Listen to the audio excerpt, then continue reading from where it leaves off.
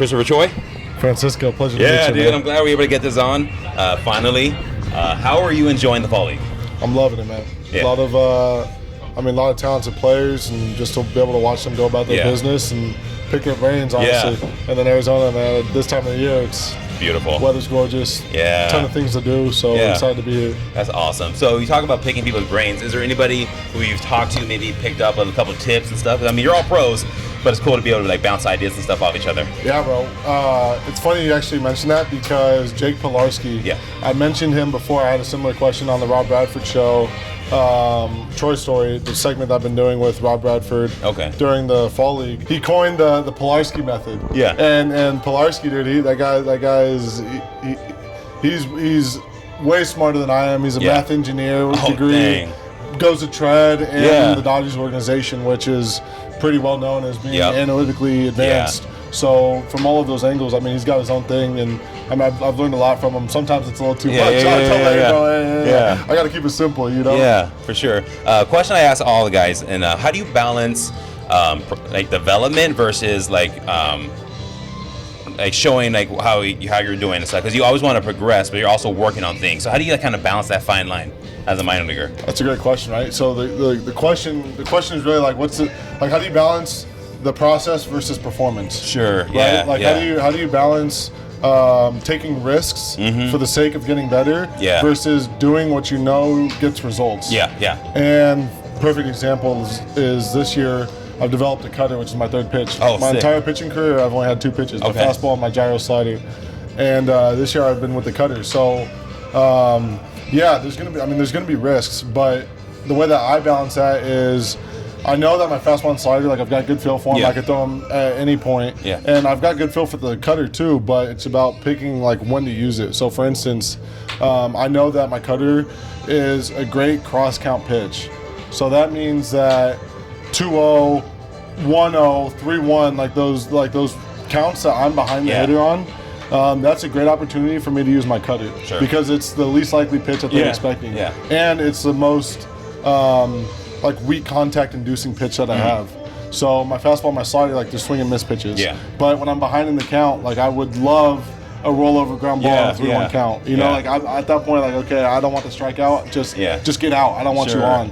So throwing 3-1 cutters and throwing it for a ball and walking them. And then throwing a 2-0 cutter and missing, and now I'm 3-0. Right? So that's like the balance that we're talking about right now between performing versus development. I know for me, my cutter is going to be an instrumental pitch in my long-term career. And I'm okay right now sacrificing a miss with my cutter in those counts in order to get more experience throwing it in those counts. To help me perform long-term. Awesome. That's great. That's a great explanation, dude. That's awesome. Yo, give me some of that. I respect that. So for those who don't know you, where does your whole story begin? Your whole baseball story? I mean, bro, like most of these guys, just played baseball my entire life. Got recruited in high school to UC Santa Barbara. Was the All-American catcher. Never pitched until I got to college. Then I showed up on campus and I got a big fastball. So Coach Checketts at UC Santa Barbara told me I had the potential to contribute to the team as a freshman as a pitcher. So took advantage of that opportunity. How hard was that decision though? Because obviously you grew up, you're catching, and he's like, hey, we know you're a catcher, but let's completely change everything about what you do, and you're a pitcher. I mean, a good one too, right? Like it just came off exactly. You were crushing it, dude. Turned down a little bit of money to go to college. So, I mean, it was definitely tough, but I feel like that was my ego. Like it was tough on my ego. And it took maturing and it took growing up to realize now that like I'm happy to be a pitcher. And obviously I miss catching. I don't really miss hitting. I was just gonna say, like, do you ever look at these guys right here and be like, yo, man, I can still do that. Like, I miss BP, but I mean, BP, like, what's a 5 o'clock hitter? You know what I mean? Like, you can't perform in the game. As soon as they started introducing off speed, I was like, dude, I'm done. I can hit 85 flat all day of the week, any day of the week. But no, I mean, so the conversion was great. Like, happy to be a pitcher. Sophomore year, really bought into being a PO, and I mean, I'm happy to be where I'm at. You're lucky too, because like now the way these guys are throwing, Oh, like, yeah. I don't know, just catching, man, it gives me pain just thinking about catching like 101, 102. Well, the thing about catching though that I really really loved was you were in the game every single pitch. That's fair. Like it's like the one position that you are playing the game every single pitch. Yeah. Like you could play shortstop, which is still a premier position, and maybe I don't know get 5-6 ground balls a game. You know, whereas like the catcher, like you're in your every stamp single game. is on the game. Yeah. And pitcher, it's very similar, but then as a reliever, you're only throwing what 2, 3, 4 innings. If that even. Yeah. Oh yeah, a week. And then a starter is going to throw 5-6 innings every 5th, 6th day. Yeah. You know, so I feel like the catcher is really, really like playing in the game every single pitch of every single game. Yeah. That's fair. I miss. That's fair. So now that you're a PO and stuff, like how was your whole college experience? College was great, man. I mean, we made it to, I think my 3 seasons. Obviously, 2020 was my COVID year. Had Tommy John 2019, so I was going to sit out COVID year anyways. But in my 3 years there, you know, we won conference twice, made it to 2 regionals, which I obviously would have liked to make it out of a regional, but just didn't shake up that way. So, I mean, I got nothing but great things to say about my time in Santa Barbara. What was your favorite team to pitch? Maybe their fans were a little extra chirpy. You're like, oh man, I'm shoving now. Dude, I really enjoyed pitching for Greenville. Okay. The high A team for the Red Sox. Okay. And I was only there for 6 weeks. I got called up to Portland 6 weeks into the season. But I really loved pitching for Greenville because I felt like the fans were like they were in it. Yeah. You know what I mean? Like they were making pitches with me. Oh, and sick. I throw a strike and they're cheering, and I throw a ball. You're all like, in. Yeah, exactly. And I feel like at this point in my life, like at this point in my career, I haven't really played in front of that many fans before. Like Santa Barbara. I mean, there's really no schools in California, USC, UCLA, that I mean, they don't get fans. Yeah. And I think that's just because there's other things to do in California. Oh yeah, dude. Like, and you think about like the power, like they got like, you know, Berkeley has a decent, Stanford has I mean, they used to have really good like football teams. Yeah. And I feel like those kind of lead. And then baseball's kind of almost like overlooked a little bit, and especially 100%, especially in California too. You know, like you said, there's a ton of things to do too. Yeah, I mean, obviously, like in the Southeast, like, I mean, nothing against those cities, you know, but like I feel like that's all that they have. Yeah. So, obviously, fun environments to play in, but I wouldn't have changed a thing. Yeah. So you grew up in California. California is like loaded with talent. Like, I mean, I talked to guys just like even talking to our guy. Oh man, my name is Patrick Wicklander. Yeah. I got we got Nathan Martorella over here too. Oh yeah, where's he from? He's from California. Oh, sick. Yeah, but California's just loaded. Like, how was it playing in that? And at what point did you realize, as a catcher, not a pitcher, that you know you're kind of a dog and like standing out a little bit? You got a future. It really wasn't until my sophomore year of high school. Okay. And maybe even a little bit before that. But dude, I was never like the best player on my team. Yeah. Like growing up in Little League, like travel ball, I was never the best player. And you know, I just remember my mom telling me like, these kids are going through puberty a little bit quicker than you are. Like, just stick with it, keep working hard. Yeah. And I feel like once the puberty kind of evened things out, that's when I turned it on. That's when I started to excel. Like you said, a good catcher. Like you were crushing it. Yeah, I mean, and so for me, I feel like that sophomore summer was really when I solidified. Like, I had offers rolling in, you know, and I was like, I'm him. So how do you, I'm a dog. Especially 15, 16 years old, you know. Yeah, especially if you're dominating in California against kids like man, they got kids throwing in the 90s in California. Like it ain't, it's crazy. I mean, but that's good, right? Because scouts will come watch one guy, and then they watch and you. then that's how you get seen. So you want to be playing with, and you want to be playing against those kinds of, that caliber of talent, because that's how you get seen. That's how you get noticed. 100%. So you got to help me settle this debate. I'm going to tag EBJ in this too. Let's go. So I talked to him not too long ago, and we were talking about In and Out, and like we're both Cali guys. I don't know if you feel In and Out. I love In and Out. Love it. Great.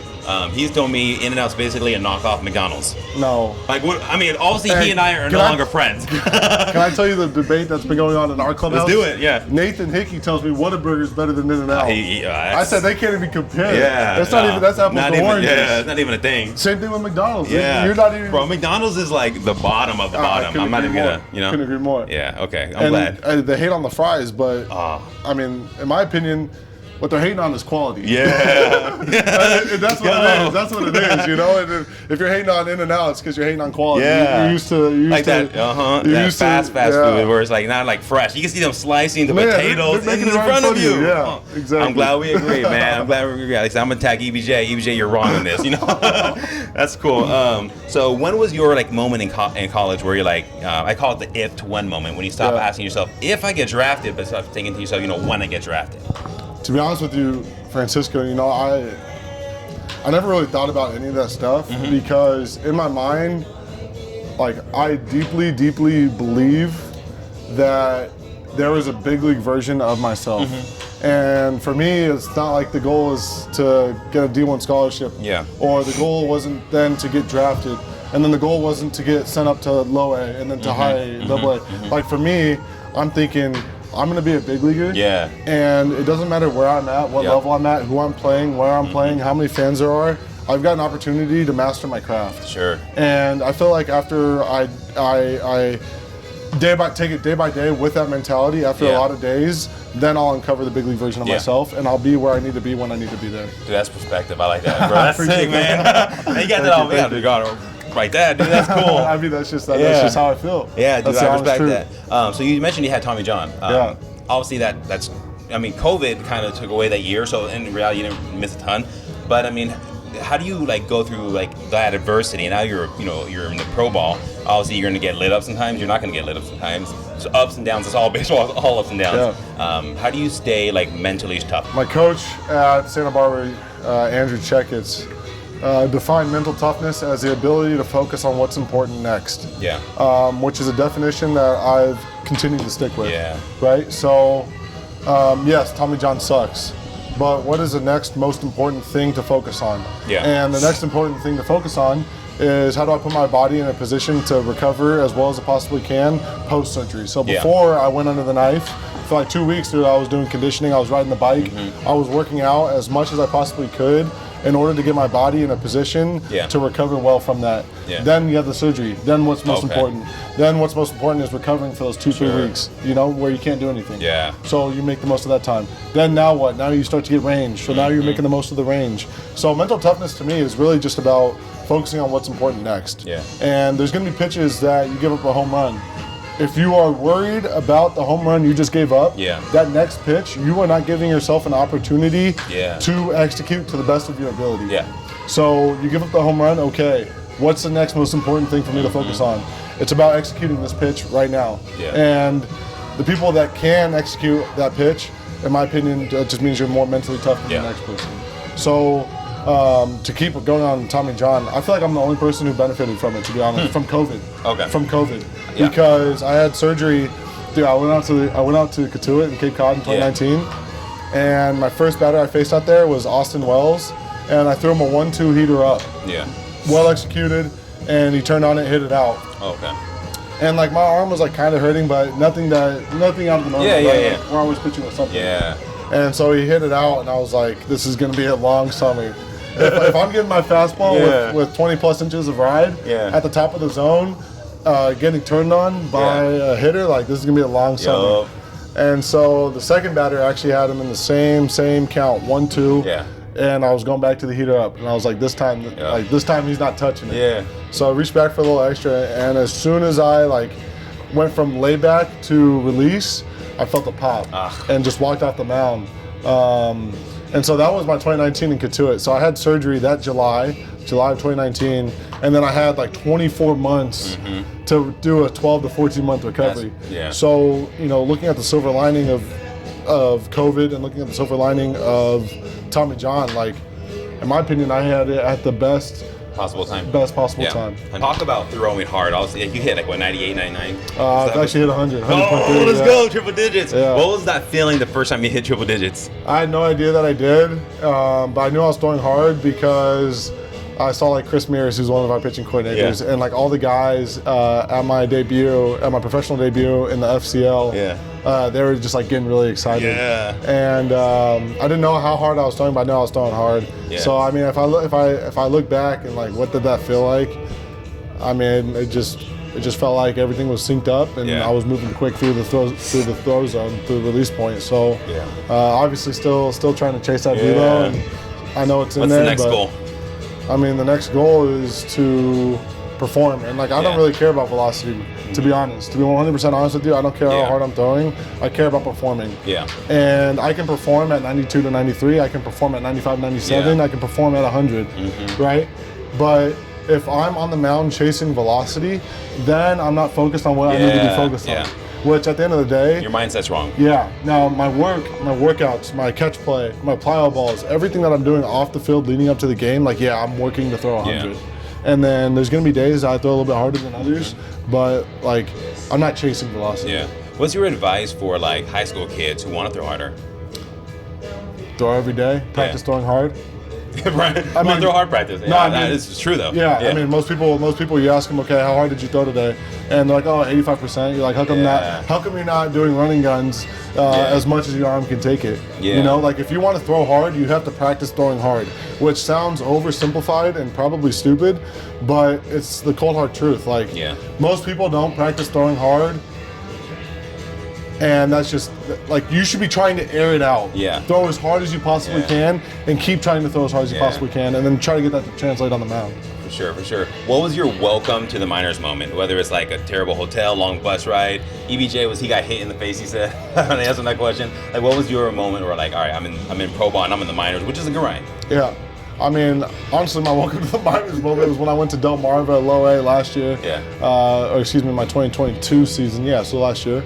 I was in Del Marva and I walked 6 straight, and it was in front of a sold out Orioles crowd. Dang. And I mean, I think that's probably like 5,000-6,000 fans were there. It was like 4th of July weekend, so it was packed.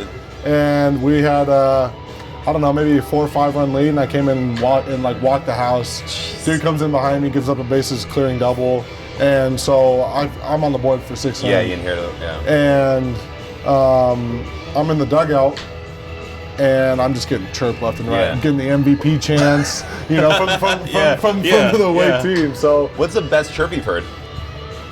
Best chirp I heard. Either at college or pros. Yeah, I don't know, to be honest. I don't know.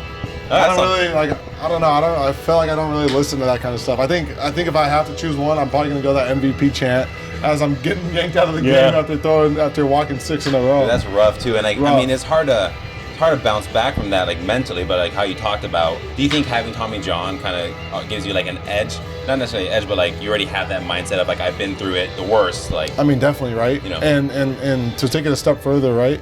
Like you and I are sitting here as the aggregation of every action and every decision and everything that's ever happened to us.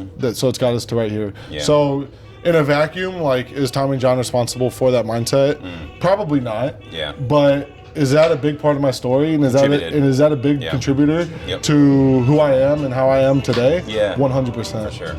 For sure. All right. So, you're very interactive with fans on social, and I respect that. I love that about you. What's the weirdest DM you've gotten from a fan? No weird DMs, honestly. Okay. And maybe just because I don't check the requests. Check them and get back to me. No, I mean, I don't know. I haven't really gotten any weird DMs. Okay. What's the weirdest thing a fan has asked you to autograph? Probably a Yankees hat. Okay. And, you know, I'm part of the Red Sox organization. Right. So, you know, as a little kid, and I think it was maybe his Little League hat, but I remember the parents were there, and I was like, really, a Yankees hat? And they were like, and I was like, all right. Dang, okay. Growing up, like, grew up in the Bay Area, were you a big, like, Niners or Giants fan or like A's Giants? Giants. Okay. And I was a catcher too, so I really love Buster Posey. Dude, being a Buster Posey fan, being a Giants fan from 2009 to 2014, 15, 16. Yeah, you had it good. I was an A's fan. Dude, we're still waiting.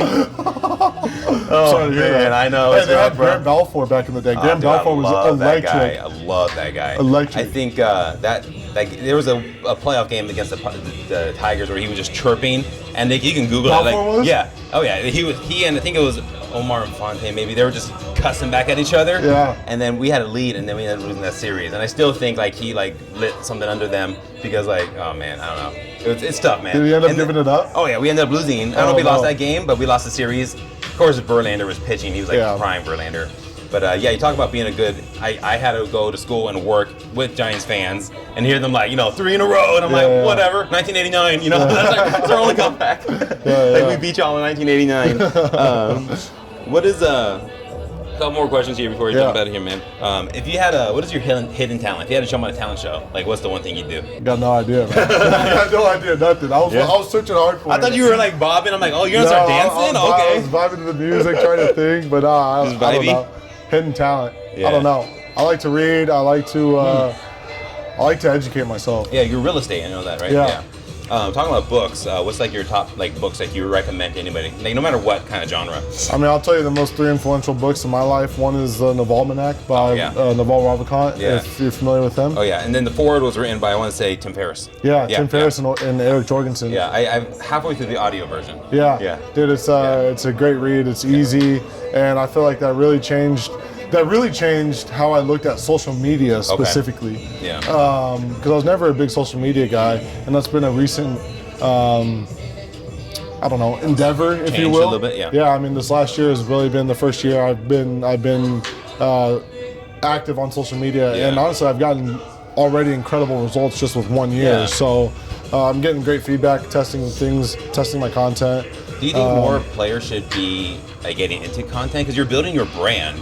And I think that's huge, no matter what walk of life you do. Yeah, I mean, I don't know, man. If they want to do it, then yeah. Yeah. If they want to do it, then yes, they should. Yeah. But if they don't want to do it, or if they're 1 foot in, 1 foot out, then my advice would probably be don't do it. Yeah. That makes sense. I mean, but I mean, at the end of the day, right? Like everyone's gonna be different. Not everyone's gonna enjoy social media. Not everyone's gonna enjoy being active. Not everyone's gonna enjoy real estate investing. Yeah. Right? Like just because you know better doesn't mean you necessarily do better. Yeah. And just because I know that in and out probably isn't the best decision for me, I'm still gonna smack 2 double doubles, double fries, and a large shake. Yeah. You know what I mean? Oh, dude, 100%, bro. And I always say it's better the later at night it is. Oh yeah. Even though you're not supposed to do it, right? But you still do it. So. I mean, that's an oversimplification for, just because we know something could be good for us doesn't necessarily mean that we do it. Yeah. And for me to want somebody else to do something that they don't want to do would just be an unproductive waste of my judgment and my perspective. Sure. What is your go-to gas station snack? Nerd clusters. Oh, okay. I don't think I've ever had those. Dude, if you ever had nerd clusters, it's the best candy. Okay. I was at one of my buddy's house last night. His name's Keston here, big leaguer with the Brewers, free agent now. Keston you know Keston? Yeah. Okay. And I ate some nerd clusters last night, so maybe it's just the freshest on my mind. Yeah, dude, I was dreaming about it. Yeah. For me, it's always like I'll get like a Celsius. Yeah. I like crushed Celsius, and then like a snack. Like I like salty. I'm not huge. I like big sugar. chip guy? Yeah, dude, Takis. Oh, Takis are fire. Yes. I love Takis. Yeah. What's your bullpen snack? Bullpen snack. Are you a seeds guy or what do you do? I usually switch between seeds. And my favorite seeds are the Taki seeds, by the way. Yeah, dude, those are bomb. Yes, let's go. So I switch between seeds and gum. Okay. And then probably every couple of innings, I'm switching back and forth. Yeah. Just something to do. For sure. What do you do to get hyped up to pitch? I know guys crush Red Bull, dry scoop, whatever, or even like smelling salts. Like, what do you do to get hyped? Yeah, I think I'm super boring because I drink my cup of coffee in the morning, maybe 2. And that's all I need for the whole day. Yeah. So, I mean, for me, like hearing the bullpen phone ring, and then I hear the get Troye going or get Troye hot. Yeah. Like you're locked in. Yeah, and I feel like, to be honest with you, like Red Bull or pre-workout, things of those nature, I feel like they're unsustainable. Yeah. And so for me, I'm trying to be as natural and consistent, and consistently. At my peak performance. And if I feel like if I need to rely on the substance to get me there, then I'm probably not giving myself the best bet. Yeah. All right. I got a controversial question. Okay. Not to get you canceled right no, away, sure. but when's the best time to put out Christmas decorations? Because I stopped at Starbucks, already everything's Christmas. Yeah. Dude, I've got a big issue with Christmas decorations before Thanksgiving. Okay. And that's something that has just been a family tradition. Sure. And whether or not I agree with the family tradition, that's just the way it's been. Yeah. And I'm a big believer that family tradition, whether you believe it or not, it's good for a family to have traditions. Yeah, 100%. And it's good for culture to have traditions. Yeah. And I think that's one of the biggest parts of religion, right? Because now you want to get controversial. So I think I wasn't that controversial. Go for it. No, you're good. But I think having traditions really is good for culture. Yeah. And I don't think that's a controversial statement. No, I'm just giving you a hard time because like I feel like everyone has a thought. Like my sister already has she's getting ready for Christmas. Yeah. And like in my mind, I'm like, Thanksgiving, maybe I get my tree the week before Thanksgiving. The week before Thanksgiving. Yeah, but before that, nothing. Like I don't decorate or anything like that. But already, man, people are decorating the houses. I see all the posts. You don't decorate for Thanksgiving? I'm talking about like Christmas decorations. I know, but you don't decorate for Thanksgiving. Not really. I'm not a big decoration guy. Like I mean, my mom, like growing up, like she did. She had like all this stuff out, but like I never really carried on that tradition. Maybe because I'm back. I left. I'm with you too. If my mom's not the one decorated, I'll help her if she needs some help. I'll help and I'll eat. Yeah, What's your favorite holiday tradition? The fact that we do a Hawaiian Thanksgiving. Oh, are you Hawaiian? Yeah, I am. Okay. And my mom is where the Hawaiian comes from. But dude, I think Hawaiian food is probably the best food on the face of the earth. Is it similar to Filipino food at all? I don't know. Maybe. Right. So I feel like Mexican food, Hawaiian food, like all these different cultural foods.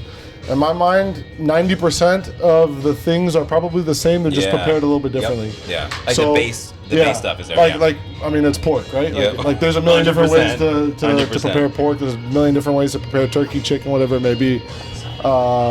But yeah, man, Hawaii. The number one family tradition for Thanksgiving is the fact that we do a Hawaiian Thanksgiving. All right, well, let's end on this. What are 3 things you're thankful for? 3 things I'm grateful for. I'm happy to be in the Arizona Fall League. Yeah. Getting a shot to perform against a ton of top prospects in the minor leagues. I feel like that's made me realize that I'm also one of the top prospects in the minor leagues. Yeah, there you go. Which is cool. I'm grateful for my family for giving me all of the opportunities to continue to chase my dreams. Like my siblings, my parents, they've sacrificed for me, and I am unbelievably grateful for that. Awesome. And then thirdly, I'm grateful for the education and my interest in self-education. Yeah. Because I feel like without that, I wouldn't be able to be where I am today, and I love where I am today. Yeah. Oh, so that's a great way to end it, bro.